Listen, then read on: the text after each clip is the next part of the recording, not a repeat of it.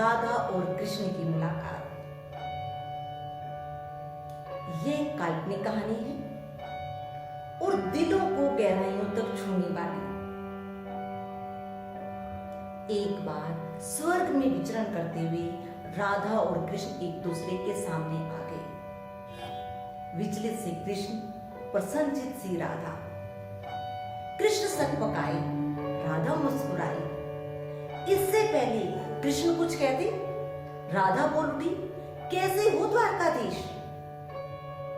जो राधा उनको काना काना कहती थी, उसके मुंह से द्वारकाधीश का संबोधन कृष्ण को भीतर तक घायल कर दिया।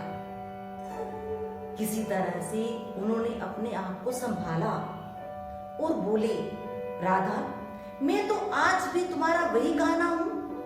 तुम तो मुझे द्वारकाधीश मत कहो। आओ बैठते हैं, कुछ मैं अपनी कहता हूं, कुछ तुम अपनी सुनाओ।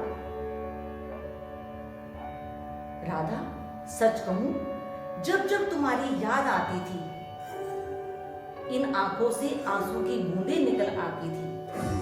राधा बोली, हमारे साथ तो ऐसा कुछ नहीं हुआ, ना तो हमें तुम्हारी याद आई और ना ही आंखों से आंसू बहे। हम तुम्हें भूले ही कहां थे जो तुम्हारी याद आती। इन आंखों में तो सदा तुम ही बसे थे। आंसुओं के साथ कहीं निकल ना जाओ, हम तो रोते भी नहीं थे। कान्हा, प्रेम से अलग होकर तुमने क्या खोया? एक आईना दिखाऊं तुम्हें?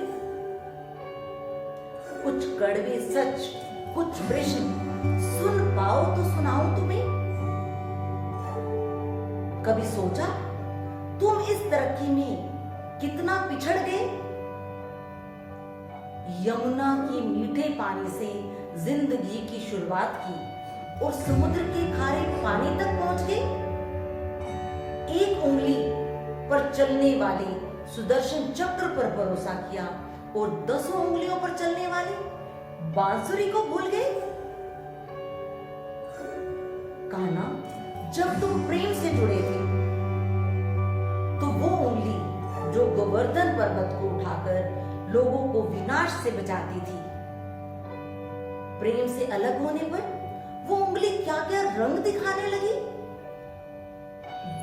सुदर्शन चक्र चलाकर विनाश के काम आने लगी।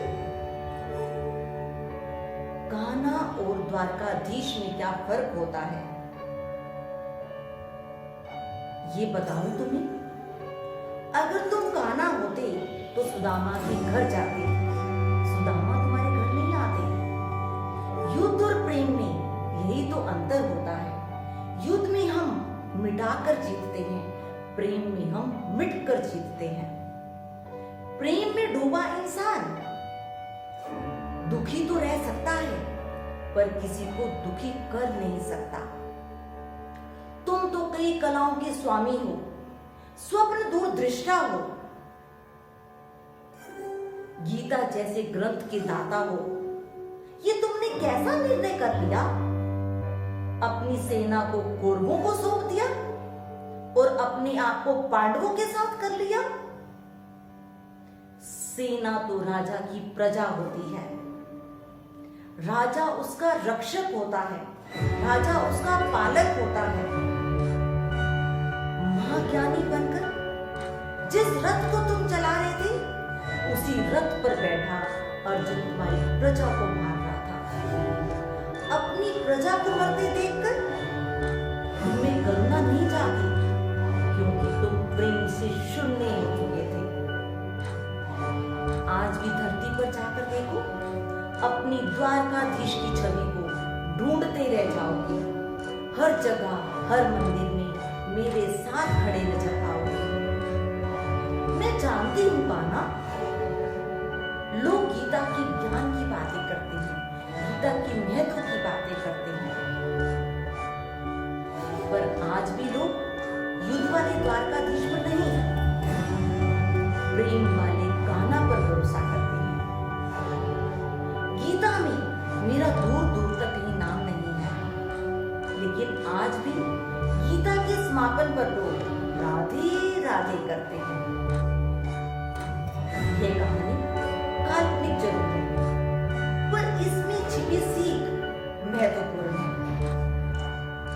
श्री कृष्ण के पास किसी प्रश्न का उत्तर ना हो, ये तो हो ही नहीं सकता।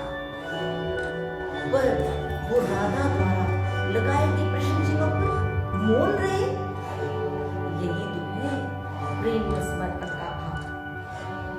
पराक्रम में हम हर किसी को हराते हैं और तब भी हम जीत कर हार जाते हैं, किंतु प्रेम में एक कई दिलों को जीत जाता है।